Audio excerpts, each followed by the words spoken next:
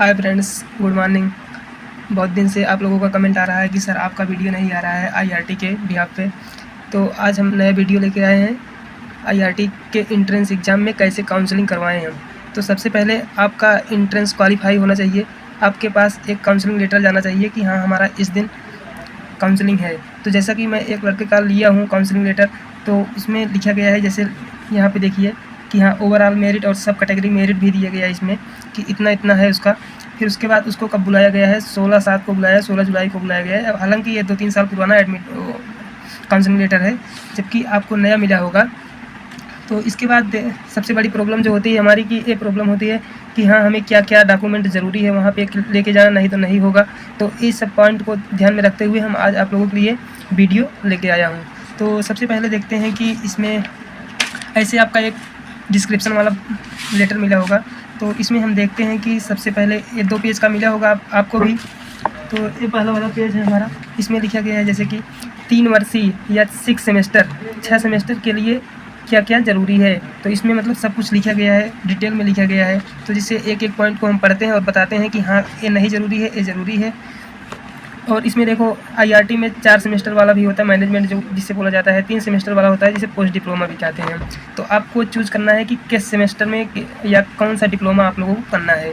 तो आप जिसके लिए एलिजिबल होंगे, चाहे जिसके लिए एलिजिबल होंगे, लेकिन सबके लिए जो है आपकी जो फ़ोटोकॉपी चाहिए या मतलब मूल पत्रियाँ या मतलब ओरिजिनल डॉक्यूमेंट जो चाहिए सबके लिए सेम होने वाला है। तो इसमें देखिए अब ये सब ऊपर लिखा गया है जो कि इसे देखिए ये सब कोई इम्पोर्टेंट नहीं है। हाँ, अंतिम संस्थान प्रधानाचार्य द्वारा जारी प्रमाण पत्र 6 महीने के अंदर का होना चाहिए।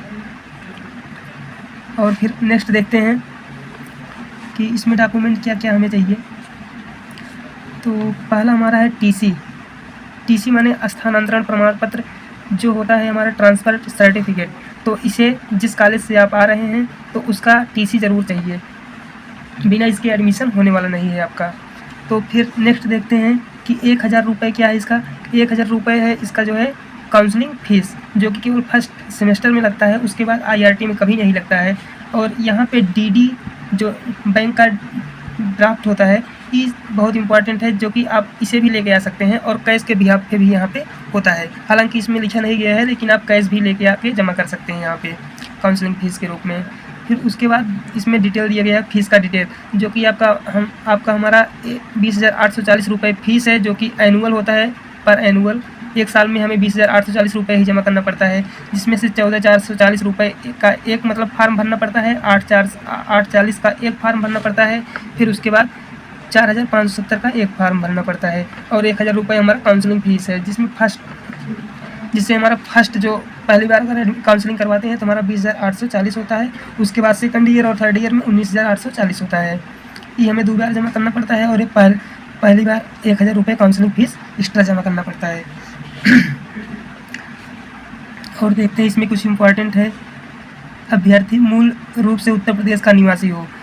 आईआरटी में वही लोग एडमिशन करवा सकते हैं जो केवल उत्तर प्रदेश के निवासी हों।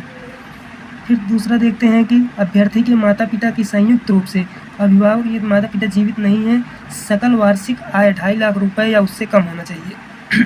कहने का मतलब कि उनका जो 1 साल का कितना कमाते हैं वो 2.5 लाख रुपये या उससे कम ही होना चाहिए, उससे ज़्यादा नहीं होना चाहिए, नहीं तो आपका जो स्कॉलरशिप बनता है इससे आप वंचित रह सकते हैं। फिर उसके बाद थर्ड पॉइंट देखते हैं, शुल्क पूर्ति छात्रवृत्ति की सुविधा प्राप्त करने के लिए अभ्यर्थी के पास आधार कार्ड होना अनिवार्य है। आधार कार्ड आपको बहुत ज़रूरी है, जो कि आधार कार्ड आपको ले ही जाना पड़ेगा। फिर इसके ऊपर देखते हैं हम नेक्स्ट पॉइंट, शिक्षा में व्यवधान यदि कोई हो तो कारण स्पष्ट करते हुए हलफनामा। हलफनामा क्या होता है? हलफनामा ये आपका जो है कोई एडवोकेट बनाता है, जो कि आपको लेके जाना बहुत इंपॉर्टेंट है। अगर आपका जैसे कोई गैप है या किसी नाम में करेक्शन है या कोई भी दिक्कत है तो आप एडवोकेट से एक हलफनामा ज़रूर बनवाइएगा। और फिर 10वां पॉइंट देखते हैं कि उत्तर प्रदेश के अतिरिक्त अन्य राज्य हाई स्कूल समकक्ष में उत्तीर्ण करने वाला मुद्रित रूप से प्रारूप 5 का अधिवास प्रमाण पत्र। जैसे आप अगर यूपी से नहीं पास हैं या यूपी बोर्ड से नहीं पास हैं तो आपके लिए एक और प्रमाण पत्र बनवाना पड़ता है, जिसे हलफनामा ही कहते हैं। और फिर देखते हैं इसमें अनुसूचित जाति अनुसूचित जनजाति के समकक्ष, जैसे अगर आप सब कैटेगरी में आते हैं रिजर्व कैटेगरी में आते हैं तो उसके लिए आपको निर्गत कंप्यूटर जनित कापी चाहिए। निर्गत कंप्यूटर जनित कापी का मतलब है कि जो आपका कास्ट सर्टिफिकेट है, कास्ट सर्टिफिकेट इसका नेट कापी चाहिए। जो आपको कास्ट सर्टिफिकेट तो चाहिए ही चाहिए, लेकिन उसका एक, जब आप जाएंगे किसी साइबर कैफे पे बोलेंगे कि नेट कापी हमें निकाल के दीजिए, तो वो नेट कापी निकाल के देगा, जो जिससे 5 या 10 रुपये लेगा वो। तो इसे ज़रूर लेके जाइएगा। अगर ये नहीं लेके जाएंगे आप तो आपका काउंसलिंग रद्द भी हो सकता है, तो ये ज़रूर लेके जाइएगा आप। और देखते हैं कि हम स्वतंत्रता संग्राम सेनानी के अधिश्रोता। ओके, स्वतंत्रता संग्राम में आश्रित पेंशन, ये तो मान लीजिए कैंसिल है, इसका कोई मतलब नहीं है। फिर अगर छात्र EWS के अंतर्गत आते हैं तो उनको भी अपना सर्टिफिकेट, EWS का जो सर्टिफिकेट बनता है उसे लेके जाना अनिवार्य है, नहीं तो उनका भी जो है एडमिशन रुक सकता है IRT में। और IRT जो जारी किया था मूल प्रवेश पत्र, जो लेके आप मूल प्रवेश पत्र, कहने का मतलब जो एडमिट कार्ड है आपका, जो कि लेके गए थे आप एग्ज़ाम को देने के लिए एंट्रेंस वाला, तो एडमिट कार्ड ज़रूरी, बहुत ज़्यादा ज़रूरी है। एडमिट कार्ड लेके जाना आपको पड़ेगा ही। फिर उसके बाद देखते हैं कि अगर आप हाई स्कूल या इंटर किए हैं, हाई स्कूल अगर किए हैं, देखो अगर हाई स्कूल के बेस से आप करवा रहे हैं या इंटरमीडिएट के बेस से करवा रहे हैं, तो उसका आपके पास ओरिजिनल कापी और फोटोस्टेट कापी दोनों ज़रूरी है, दोनों आपको लेके जाना पड़ेगा। अगर केवल हाई स्कूल आप हैं तो हाई स्कूल लेके जाना पड़ेगा, अगर हाई स्कूल और इंटर दोनों हैं तो दोनों को लेके जाना पड़ेगा आपको। नेक्स्ट पेज में देखते हैं कि आगे क्या दिया गया है। और हाँ, इसमें थोड़ा सा देख लेते हैं। काउंसलिंग समय प्रवेश पत्र में आने वाले छात्र छात्राओं को प्रपत्र अनिवार्य रूप से ले जाना चाहिए। तो काउंसलिंग के समय छात्र छात्राओं को निम्न प्रपत्र, अब नीचे देखते हैं कि क्या क्या मोस्ट इम्पॉर्टेंट है जो कि हम लेके जाएंगे, नहीं तो हमारा दिक्कत हो सकता है। ये छात्रावास, अगर आपको हॉस्टल अलॉट होता है तो हॉस्टल का आपका खर्चा है। छात्रावास में प्रवेश अधिकृत होने पर 5,500 रुपये इतना देना पड़ेगा, और 5,000 रुपये छात्रावास शुल्क और कॉमन मनी के रूप में 500 रुपये प्रथम सेमेस्टर के लिए देना पड़ेगा। इलाहाबाद के पक्ष में इसका भी DD लगता है आपको। हालांकि कैश लेके जाएंगे, कैश भी काम हो जाएगा, कोई दिक्कत नहीं है। 14,000 रुपये मात्र प्रथम सेमेस्टर के लिए। एक सेमेस्टर में आपको 14,000 रुपये देना पड़ेगा खाने पीने के लिए आपको हॉस्टल में, जब हॉस्टल अलॉट होगा। और फिर आगे क्या है देखते हैं। आगे तो कुछ इम्पोर्टेंट नहीं लग रहा है इसमें। हालांकि अगर आप इतना लेके जाते हैं, हमारे कहने का मतलब है कि फाइनली हम बता देते हैं आपको क्या क्या चाहिए जिससे आपका एडमिशन होगा। एडमिशन पाने के लिए आपको खुद आना पड़ेगा। ऐसा नहीं है कि आप किसी को अपने जगह पे भेज देते हैं तो एडमिशन हो जाएगा, आपको खुद आना पड़ेगा यहाँ पे। जैसा कि आप देख सकते हैं कि काउंसलिंग के लिए छात्र छात्रा को स्वयं उपस्थित होना अनिवार्य है, अन्यथा प्रवेश नहीं मिलेगा।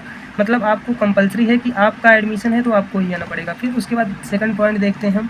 काउंसलिंग के लिए बुलाए जाने का सूचना पत्र कहीं आपको प्रवेश आपकी पसंद ब्रांच अलॉटमेंट नहीं करता है।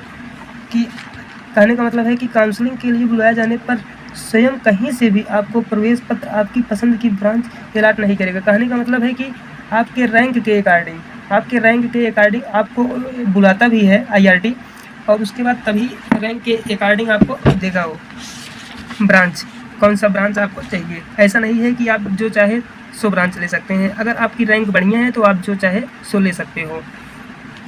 फिर थर्ड पॉइंट देखते हैं। प्रवेश परीक्षा की वरीयता सूची के आधार पर प्रवेश एवं ब्रांच का आवंटन किया जाता है। सेम वही पॉइंट है जो हमने आपको पहले बताया। संस्थान पर लागू उत्तर प्रदेश सरकार के आरक्षण नियमों का पालन करना चाहिए। फिर नेक्स्ट देखते हैं हम। ये सब तो वैसे है, कुछ नहीं है, फीस उस वाला है।